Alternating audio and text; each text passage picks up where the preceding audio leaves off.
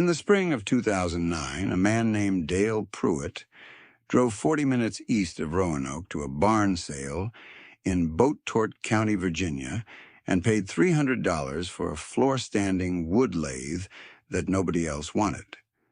The machine was a 1948 Craftsman, 14-inch swing, paint checked and rusting at the tailstock, the drive belt cracked through in 2 places.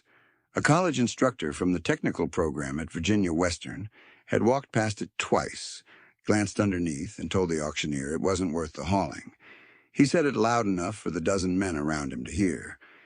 11 years later, that same lathe sat in Dale's shop, running 8 hours a day, and what it had produced in the time between was the subject of a purchasing conversation that left a senior buyer for one of the country's oldest hand tool distributors standing at a workbench in the Virginia Blue Ridge, holding a turned honey dipper up to the light, saying nothing for almost a full minute. What he was looking at was worth $4,200. That was the number on the invoice, and it was for 1 month's production from a lathe that had cost $300 and a belt from the hardware store. That story takes 11 years to tell, and it starts with what Dale found bolted inside the machine after he got it home. Stay with it. Most of what makes a craftsman is invisible until the moment it isn't. Dale Pruitt was 44 years old in the spring of 2009, and he was known in his corner of Boat-Tort County for 2 things: his patience with old iron and the fact that he had never finished a project quickly when he could finish it correctly. He had spent 22 years as a Finnish carpenter, working residential jobs through the Roanoke Valley, and he had a reputation among contractors as the man you called when the other man had quit. He drove a 1991 Ford F-150, the front quarter panel replaced with primer gray steel that he had never bothered to paint. The house he shared with his wife, Carol, sat on 4 acres outside of Fincastle, and the shop behind it was a repurposed dairy barn with a concrete floor and a south-facing window the size of a barn door. The lathe came off the truck on a Saturday afternoon in April. Dale's son, Marcus, was 23 then, 2 years out of a business degree at Radford University, and working in property management in Roanoke. He had come out to help unload. Marcus looked at the machine on the barn floor and said it looked like something from a scrap heap. Dale said it looked like something somebody had run hard and then abandoned, which was different. That evening, after Carol went inside, Dale dragged the lathe into the light under the south-facing window and started disassembling the headstock. He worked without a service manual because he did not own one for this machine. He had a set of combination wrenches he had bought, used from a machinist's estate in 1994, and a small flashlight that he wedged into the casting to illuminate the interior. Carol came out once with a glass of water and looked at the pieces laid on a cloth on the workbench and asked what he was looking for. Dale said he didn't know yet. She went back inside. It took him 4 hours to fully remove the headstock cover and the spindle assembly and lay them out in order on the workbench cloth. He found the modifications before he found the paper. The tool rest banjo modification was the first thing that puzzled him, because the machining was clean and the surface finish on the recut surface was careful, the work of someone who knew what they were doing and had done it deliberately, not a repair or a fix, but a considered alteration. He ran his thumb along the machine surface for a while, thinking about what the angle change would do to the tool relationship, and it was when he was replacing the banjo to check the geometry by eye that the flashlight beam caught the steel plate inside the casting, and he saw the edge of the wax paper. Now let me tell you what he found, because it is the thing the whole story turns on. The lathe's previous owner had not been careless. Whoever had run that machine through its years had made a series of deliberate modifications to the spindle assembly, the tool rest mounting, and the motor alignment that were not in any craftsman service manual. The tool rest banjo had been remachined by hand to sit 3/8 of an inch lower than the factory spec, which brought the cutting edge into a slightly different angle relationship with the center line of the workpiece. It sounds like a small thing. A machinist or a production shop turner would probably argue it was. But for finish-turning small decorative work in hardwood, that 3/8 of an inch changed the way the tool engaged the grain at the critical moment when a cylinder becomes a curve, and it meant you could take a finer finishing cut without chatter with a great deal less hand pressure. Bolted to the inside of the headstock casting, on a piece of steel plate that had been hand-drilled and tapped to fit, was a paper. It was wrapped in wax paper and then in a sleeve of electrical tape, and when Dale unwrapped it carefully, he found a handwritten page in pencil, dense and small. It was a set of notes on spindle speeds for specific wood species and specific profiles. Not general guidance. Specific. Walnut at this diameter, slow finish pass, this speed. Cherry at this diameter, long grain, this speed. Osage orange, which is a wood so hard it will send a tool flying if you misjudge it, had its own column with 3 lines of notes on how the previous owner preferred to approach the entry cut. The paper was dated 1961. The handwriting had the practiced consistency of someone who had written down everything they learned because they knew what forgetting cost. Dale photographed the paper before he touched it again. Then he put it in a folder on his workbench and read through it twice with his coffee. The technical instructor from Virginia Western, the man who had passed the lathe twice at the auction, had a master's degree in industrial technology from Virginia Tech. His name was Gerald Foss, and he was not a bad man. He was methodical, credentialed, and genuinely invested in teaching his students current best practice. He assessed old iron by the standards of the industrial production shop, looking at wear indicators at the spindle bearings, the trueness of the ways, the motor amperage draw. By those measures, the craftsman had looked borderline. What Gerald could not see from outside the headstock was a paper wrapped in electrical tape, explaining 60 years of accumulated knowledge about how to use that specific machine in a specific way for a specific kind of work. Dale did not sell fine furniture. He did not run a production shop. He made small turned objects from regional hardwoods, honey dippers and rolling pins and darning eggs and tool handles and small bowls and lidded boxes. He sold them at 3 craft fairs a year and through 2 consignment shops in Roanoke. In the spring of 2009, his best month had netted him $840 on top of his finished carpentry work. That was the number he was working with when he decided to spend $300 on the lathe. He spent the first 6 months learning the machine. He ran it slowly, made a lot of shavings, made a lot of firewood-grade pieces that he used for turning practice. He worked through the notes on the paper systematically, 1 species at a time, checking the previous owner's observations against what he was seeing with his own hands. The first species he tested was black walnut, because he had walnut in the shop already, and it was the wood he knew best from his carpentry years. The paper said, for walnut at 2-inch diameter in the finishing pass, to reduce the spindle speed to the second lowest position and approach the cut from the tailstock end. Taking a shallow skew pass with the chisel presented at a slight downward tilt from the rest. Dale set up a 2-inch walnut cylinder and ran it exactly that way, and the surface that came off was smoother than anything he had gotten from that species at higher speed. He ran the same cylinder again the next morning to make sure it wasn't luck. It wasn't luck. Cherry took him longer.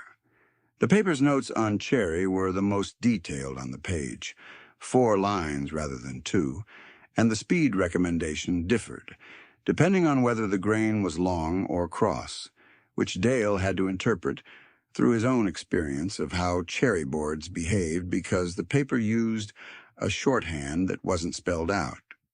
He spent 3 Saturdays turning cherry cylinders at different speeds and angles before he understood what the shorthand meant. When he did understand it, he had to sit down at the workbench for a few minutes because the surface he was getting from the correctly interpreted method was the best cherry surface he had ever produced by hand or machine.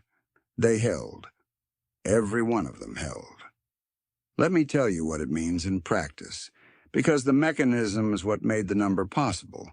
The 3/8 lowering of the tool rest banjo, combined with the speed recommendations on the paper, allowed Dale to finish a piece in hardwood with the skew chisel without a final pass of sandpaper in a great many cases. Not all cases. Cherry and black walnut, if the grain ran clean, came off the tool with a surface that was closer to burnish than cut. A piece that would normally require 3 grit progressions of sandpaper before finishing could sometimes be taken directly to an oil finish from the tool. In a small production context where a honey dipper takes 40 minutes to turn and sand to production standard, eliminating 1 full grit pass saved 8 to 10 minutes per piece. Across a Saturday of turning, that was an hour and a half. Across a month, it was measurable. The more important thing was consistency. The modified angle and the species-specific speed notes meant that Dale's reject rate dropped to almost nothing by the end of his first full year on the machine.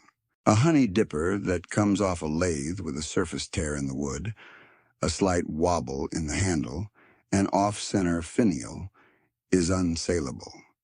Dale's predecessor on that machine had solved, empirically and over decades, the question of how to get a consistent, finished surface from a 14-inch craftsman in Virginia hardwoods. Dale inherited that solution, wrapped in wax paper and bolted to the inside of the casting. Gerald Fossey came out to Dale's shop in the fall of 2010 to pick up some finished carpentry materials he was buying used. He spent 20 minutes in the shop while Dale was at the lathe, watched him work through a run of rolling pins in black walnut, and told Dale he had a nice hobby going. He said hobby with the particular inflection of a man who finds the word accurate and slightly sad at the same time. Carol brought out coffee. Dale kept turning. Gerald said the craftsman was running quieter than he would have expected from the bearings he had seen at auction, and Dale said he had repacked them. Gerald said that was smart. Then he left. Marcus came home for Thanksgiving that year and walked through the shop and looked at the finished goods shelf, which held 43 pieces in various stages of readiness for the December craft fair. He picked up a lidded box in figured maple and turned it over in his hands and asked Dale what he was getting for it. Dale told him. Marcus said that seemed low. Dale said it seemed like what people paid. Marcus was not wrong exactly. He was right in the way that a business degree teaches right, which is to say he was right about the abstract principle and missing something concrete about the market Dale was selling into. Craft fair buyers in Roanoke in 2010 paid what they paid. You could not charge more than they would pay. What Marcus had not yet understood and would not understand for another 4 years was that craft fair buyers were not Dale's ceiling. They were his floor. The account of how Dale came to understand this himself begins with a woman named Ruth Engel, who was a furniture buyer for a retailer in Charlottesville, and who stopped at Dale's table at the Blue Ridge Craft Fair in 2012 because she was looking for a honey dipper as a hostess gift and had not expected to find one made in black walnut with a turned finial and an oil finish that looked like glass. She held it for a moment, turned it over, ran her thumb along the surface where the narrow ribs of the honey-collecting channels met the handle shaft, and looked up at Dale and asked what kind of finish he was using. Dale told her. She set it down and picked up a lidded box in cherry and opened and closed the lid twice. The lid fit without wobble, and the grain matched at the joint, because Dale cut each lid's blank from the same section of the parent cylinder, which took longer but produced a piece that looked like it had been born closed. Ruth paid the $12 Dale was asking for the honey dipper. She gave him a card. 6 weeks later, she called and asked if he could supply a consignment order of 24 pieces for a seasonal promotion. Dale turned 24 honey dippers in black walnut over 3 evenings and 2 Saturdays. He had them ready in 8 days. Ruth called 2 weeks after delivery to ask if he had a production limit, because the order had sold through in 9 days and she was fielding requests. Dale said he did not have a production limit he knew of. He did not yet know what his production limit was. He was about to find out. By 2013, Dale was running the lathe 6 days a week, mornings before finished carpentry jobs, evenings after. Carol had taken on the finishing work, the oil application, and the wax, and she was running a separate table at the craft fairs while Dale was on a job site. Marcus had started asking questions about the operation at Holidays in the way that a person with a business degree asks questions when they begin to suspect the numbers are more interesting than they appear. Gerald Fossey came to the Spring Craft Fair in 2013. He was buying a gift for a colleague's retirement. He stopped at Dale's table and looked at the array of work, the honey dippers and rolling pins and small bowls and the lidded boxes in cherry and walnut and Osage orange, and he said it was a nice little cottage operation. He asked Carol how long Dale had been doing this. Carol said 22 years at carpentry and 4 years at the lathe. Gerald said it was good work for a hobbyist, that the forms were clean. He bought a cherry rolling pin for $17. He left. Carol watched him go and said quietly that she wished he would stop using that word. The neighbor who farmed the 30 acres behind Dale's property was a man named Warren Stoll. Warren was 58, first-generation Boat-Tort County farming family, and he had gone fully into debt-financed grain production in the mid-2000s on the advice of an agricultural lender who told him that commodity prices supported the capital investment. Warren had bought a new John Deere combine in 2006 for $212,000. He had bought a grain bin system and an auger in 2007 for another $64,000. He was servicing a $300,000 note at 6.5% in 2013. And corn prices had not stayed where the projections had put them.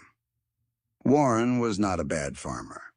He was a careful and attentive man who understood his ground and had watched commodity markets closely before he made his capital decisions.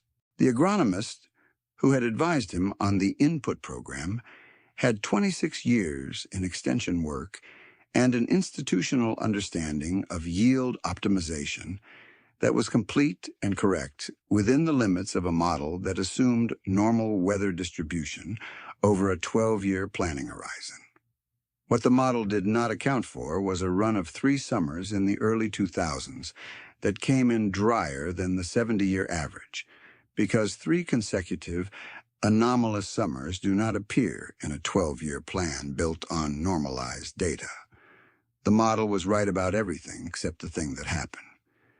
Dale and Warren drank coffee some Saturday mornings at Warren's kitchen table, and Dale knew the numbers the way neighbors know each other's numbers in farming communities, which is to say, he knew them approximately, and with the understanding that they were not to be discussed directly. Warren did not ask Dale what the lathe was earning, because that was not something you asked. But he watched the cars turning up the drive to Dale's shop, and he watched the boxes going out the door, And he said once that it looked like Dale had built himself something good out of a piece of machinery nobody else had wanted. Dale said he hadn't built anything. He'd just read a piece of paper. If you have ever watched a craftsman work a piece of wood on a lathe, you know there is something in it that is difficult to name. The wood is turning at speed, the tool touches, and for a moment the material and the person are in a conversation that has no audible language. What comes off is shavings, and what's left is a shape that was implicit in the cylinder before the tool touched it. The person running the tool either understands that conversation or they don't. You can teach the mechanics. You cannot easily teach what the previous owner of Dale's lathe had written on that paper in 1961, because what he had written was the result of an accumulated conversation with that specific machine in a specific geography, turning specific woods, and it had no value to anyone who hadn't earned the context to read it. Marcus began driving out to Fincastle more often in 2014. He was 28 by then, and he had started asking specific questions. Not the broad questions of someone interested at a holiday, but the narrow questions of someone who has looked at a spreadsheet and found an anomaly he cannot explain.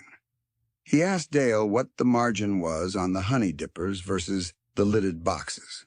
He asked whether Dale had ever approached a wholesale buyer at the higher-end price tier. He asked about the species sourcing, whether Dale was buying lumber or sourcing it himself. Marcus had arrived at these questions by sitting down one evening with a notebook and working out, from memory, approximately what Dale had earned from the Charlottesville consignment account in the previous 2 years, and comparing it against the number of hours he estimated his father had put into the work, and discovering that the hourly rate was more than twice what a skilled carpenter in Roanoke County was earning at the time. That calculation had struck him as an anomaly that required investigation, because the lathe was a 66-year-old machine that had cost $300, and the studio it ran in was a dairy barn with a concrete floor. Dale answered everything plainly. He was buying rough lumber from a small mill in Rockbridge County that processed regional timber, and he had a relationship with the miller that went back 15 years. He was not approaching wholesale buyers because he did not know how. Marcus said he thought he might know how. Dale said that was fine, so long as Marcus understood that he was not going to run more production than the lathe could produce at the quality he was producing it at, and he was not going to hire other turners or buy additional machines. Marcus said he understood. He did not fully understand. He thought he did. What Marcus was picturing when he said he understood was a modest expansion. Another machine, perhaps 2, a second turner working the morning shift, the monthly output doubled or tripled. He had numbers for this plan. The numbers made sense. What the numbers did not account for was that a second turner, working a different machine with a different modification history, and no handwritten paper bolted to the inside of the casting, would not produce the same surface that Dale was producing from the 1948 Craftsman.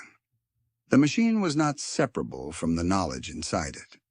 The knowledge was not separable from the person who had internalized it.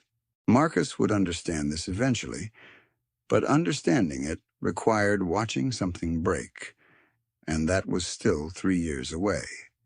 The summer of 2017 was the summer the structural question got answered. Let me tell you about that summer, because it is the thing that settled everything the paper in the headstock had promised. The heat came in June and did not break until late September, and it was the kind of prolonged dry heat that does specific things to specific kinds of operations. Warren's corn came in at 61 bushels per acre, where the projections had called for 108. The county average was 64 bushels. The chemical inputs Warren had applied at the recommended rates, the herbicides and the nitrogen program his lender had included in the operating loan calculation, had cost exactly what they were supposed to cost, and the yield was 43% below the break-even calculation. Warren called the lender in July to ask about the operating loan and was told there were no provisions for a weather adjustment. He called again in August and was told the same thing in different language. The lender had a model, and the model did not include a row for 3 consecutive dry summers in western Virginia. The heat that desiccated Warren's corn did something interesting to regional hardwood timber. The Rockbridge County miller called Dale in August to say that stress checking was happening in standing timber that wouldn't normally be affected, and that he was getting exceptional figure in some of the walnut and cherry he was milling, because the drought stress produced medullary ray patterns that were architectural. He asked Dale if he wanted to look at what he was cutting. Dale drove up on a Saturday and came back with enough figured walnut and figured cherry to last 2 years, at a price that had not changed from what he had been paying for plain lumber. Warren sold 40 acres to a residential developer in November to cover the operating loan.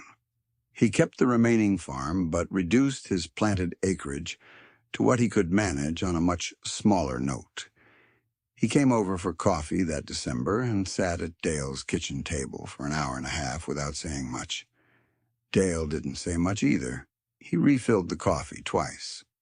Marcus drove down in January 2018 and spent a weekend reviewing what he was now fully convinced was a serious business. He had been approached through an industry contact in Charlottesville by a buyer named Tom Ferris, who was a senior procurement officer for a hand tool and craft goods distributor with accounts at kitchen specialty stores in 12 states. Tom's firm had seen Dale's work through Ruth Engel's Charlottesville account and had been tracking it informally for almost a year. Tom wanted to schedule a visit. Marcus told Dale all of this. Dale asked what Tom Ferris was likely to want. Marcus said he thought Tom would want to know the production capacity and whether Dale could meet a volume commitment. Dale said he could not meet a volume commitment because his production was what it was, and if Tom wanted a volume commitment, he should find someone else. Marcus said he thought Dale should at least meet the man before deciding that. Tom Ferris drove from Charlottesville to Fincastle on a Tuesday morning in March of 2018. He was 51 years old, 20 years in purchasing, and he had a habit of not speaking during the first few minutes in a new shop because he preferred to look before he asked questions. He walked the length of the shop, looked at the lathe running, watched Dale bring a rolling pin in black walnut off the tool to a finish that required no sandpaper, picked up 3 pieces from the finished shelf and examined them one at a time, and then he picked up a honey dipper in figured walnut and held it up to the south-facing window and didn't say anything. The figured walnut had come from the Rockbridge County Mills 2017 drought stress cut. The medullary ray figure in it ran in parallel lines through the honey collecting channels and down the handle, and in the south-facing window light the grain shifted color as Tom tilted the piece, the warm brown of straight walnut giving way to a bronze gold where the ray pattern intersected the surface. Tom had been buying kitchen goods for 2 decades. He had handled a great deal of turned wood. He held the honey dipper at the window for 40 seconds without speaking. Then he set it down carefully on the bench and said, "How many of these can you deliver in a month, reliably every month, at this surface quality?" Dale said he could deliver 120 pieces per month across the full range of forms, provided Tom understood that the mix was seasonal because the species sourcing was regional. Tom said he understood. He asked about the paper on the wall above the lathe, which Dale had framed and hung there the year before. The 1961 pencil notes in their wrapping of wax paper, now behind glass. Dale told him what it was and where it had come from. He told him about the wax paper and the electrical tape and the hand-drilled steel mounting plate and the handwriting that had the consistency of someone who understood the cost of forgetting. Tom stood in front of the frame paper and read it through at close range and then stepped back and looked at the lathe and was quiet for a moment. Marcus was standing near the door. He had come prepared for a negotiation and had rehearsed several positions on price. He had not prepared for a room that was this quiet. Tom turned from the frame paper and asked what the asking price for the full monthly order was. Marcus had the number written on a notepad in his jacket pocket. He said it. $4,200 per month for 120 pieces. That was $35 average per piece at the wholesale rate, across the range of forms. Tom was quiet for a moment. The shop was quiet except for the lathe, turning down to idle speed where Dale had left it. Tom looked at the framed paper on the wall again, and then looked at the lathe, and then looked at the honey dipper in figured walnut on the bench. He looked at it for long enough that Marcus began to wonder if the number was wrong. He said, "I'm not going to negotiate that number." Marcus uncapped his pen. Dale wiped his hands on a rag and shook Tom's hand. Tom picked up the honey dipper one more time before he left, and turned it over once in his hands and set it back on the bench. He drove back to Charlottesville with 4 pieces from the finished shelf that Dale sold him at retail, and he sent the first purchase order the following week. What Tom Ferris understood, which Gerald Fosse had never understood, was that the surface quality on Dale's work was not reproducible at that price point by a production shop running current equipment and current methods. Tom had spent 20 years buying from production shops. He knew what the surface looked like and what the price was, and what Dale was offering was not that. It was something else, and the something else had a premium attached to it that his accounts would pay without argument because their customers would pay for it without argument. The figured walnut at the window had been the proof. The number on the paper on the wall had been the explanation. Gerald Fosse called Dale in the spring of 2019. He had heard through someone at the Charlottesville account that the lathe from the Boat Tour County barn sale had become the subject of a purchasing conversation people were apparently still talking about. He said he was going to be in Fincastle and asked if he could stop by the shop. He came on a Saturday morning. He stood at the lathe and watched Dale work for 20 minutes and did not say anything. The shop smelled of walnut shavings and linseed oil and the particular warm metal smell of a lathe running at low speed, and Gerald stood with his hands in his pockets and watched the cutting edge meet the rotating wood and did not try to say anything instructive. He had enough years at his back to know when to be quiet. Then he asked Dale about the tool rest modification, and Dale stepped back from the machine and showed him. He unbolted the banjo and showed Gerald the remachined surface and put it back and explained what the 3/8 change did to the tool angle at the center line. Gerald looked at the banjo for a while and asked who had done the machining. Dale said he didn't know. Gerald said the finish on the cut surface was careful work, that someone had taken their time with it. He sounded like a man recalculating. He asked about the paper, and Dale told him the whole story of finding it inside the headstock, the wax paper, the electrical tape, the hand-drilled steel mounting plate, the handwriting. Gerald asked if he could look at it closely, and Dale took it off the wall and handed it to him. Gerald read through it twice. He said it was the most specific set of lathe notes he had ever seen for this kind of work. He asked where he thought the original owner had learned what was in it. Dale said he figured the man had learned it from the machine and the wood over the course of a long time, and had written it down because he didn't want it to die with him. Gerald said quietly that he had assessed the machine wrong at the auction. He said he had looked at the bearings and the drive system and the paint and had not looked inside the headstock. Dale said that was understandable. Gerald said he didn't know if it was understandable exactly. He thought he should have looked inside. Dale did not disagree with that. Gerald had his degree and his 20 years in the classroom and his understanding of what an industrial production shop needed from a piece of iron, and all of that knowledge had pointed him at the right measurements and the right conclusion and the wrong answer. The machine's value was in a place his measurements could not go. Dale thought about saying this out loud and decided against it. The man knew. That was enough. By 2020, Marcus had left property management and was running the administrative side of the shop full-time. The monthly order with Tom Ferris had held through every month for 2 years. Dale had not expanded the machine complement, had not hired a second turner, had not moved to a larger space. He had looked at all 3 options and declined. The 4 acres outside Fincastle were the right size for the operation, and always had been. The paper behind glass on the wall above the lathe became a regular subject of questions from anyone who spent time in the shop.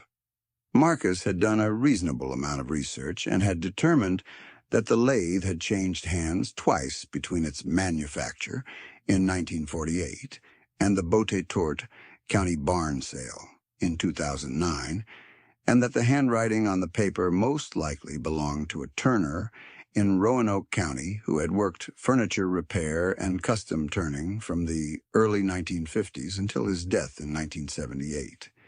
His name had been Howard Castle. He had no shop records that Marcus could locate, no published work, no institutional presence of any kind. He had been a man who turned wood in a county in Virginia and wrote down what he learned and wrapped it carefully against the years. Nobody in the shop had known him. Dale had arrived at the machine 31 years after Howard Castle's death. The knowledge had not died. It had waited. In the fall of 2020, Dale began meeting with a young woman named Petra Doss, who was 26 and had been following his work online after seeing a piece of his in a Charlottesville kitchen shop. She had a fine arts background and had come to woodworking through sculpture, and she understood proportion and surface in the way that a person understands it when they have spent years making things by hand with a deliberate intention. She was not a beginner at craft. She was a beginner at turning specifically, and she had been told by 3 people that Dale was the person to ask. Dale agreed to teach her on Monday mornings before his production day. He had her start on a practice lathe he had found at a second barn sale, also craftsman, also from the late 1940s, and he had her read the framed paper before she ever touched a tool. He told her that the notes on that paper were an education, and that they came from someone who had put in the time with that specific machine and those specific woods, and had not wanted the education to end when he did. He told her that Howard Castle had written the paper in 1961 and that it had waited 60 years inside a headstock for someone who could use it. He said that was a long time for knowledge to wait, and that the lesson in that was something she should think about when she sat down to write her own notes at the end of a session. Petra read the paper and asked several questions that were precisely the right questions. She asked about the species that were not on the list and how you extrapolated from what was there to what wasn't. Dale said that was the part that took time to learn and that the paper could not teach, that the paper was the beginning of a conversation with the material and the machine, not the end of it. By the spring of 2021, Petra was producing saleable work on her own machine. Dale showed her how to document her findings in a notebook of her own. He said the notebook was the thing that mattered as much as the turning, because the turning ended and the notebook stayed. Warren Stull sold the remainder of his farm acreage in 2022 to consolidate the debt the heat summer had left behind him. He came over for coffee the morning after the sale closed and said he didn't regret the years he'd had on the land, only the particular commitments he'd made partway through them. Dale said he thought that was the right way to look at it. Warren said he might look into smaller-scale specialty, timber harvesting on the remaining acreage around his house. Dale said that sounded like a good idea and told him to go see the miller in Rockbridge County. There are two ways to know a piece of wood. The first way is to measure it, board feet and moisture content and species and grade and janka hardness and expected yield from a given thickness and width. That knowledge is real and it is necessary, and it can be written in a textbook and taught in a semester and applied across any forest in any county. The second way is slower. It comes from standing at a lathe with a skew chisel and learning how that species from that region at that moisture content in that season behaves at the moment the tool enters the grain, and learning it again the next time and the time after that, until the knowledge is less a set of remembered rules and more a kind of attention that cannot be fully explained to anyone who hasn't put in the hours. Howard Castle had put in the hours. He had run that machine through Virginia hardwoods for close to 3 decades and kept a record of what he found. He had written down what he learned because he understood that the writing was an act of generosity toward someone he would never meet. Dale Pruitt found the writing inside a machine that a credentialed man had walked past at an auction in Boat-Tort County and decided was not worth the hauling.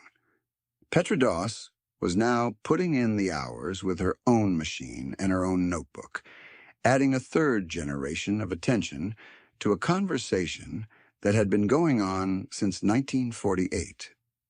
The paper behind glass on the wall above the lathe was still there. The lathe was still running.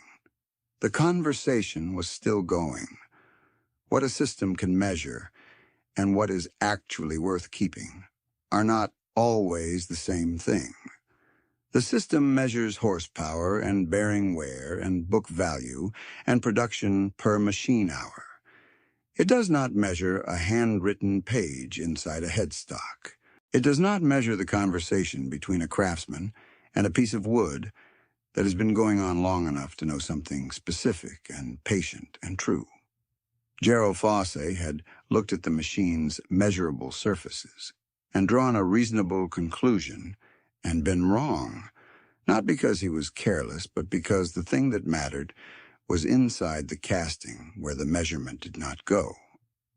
What endures is the knowledge that learned to write itself down.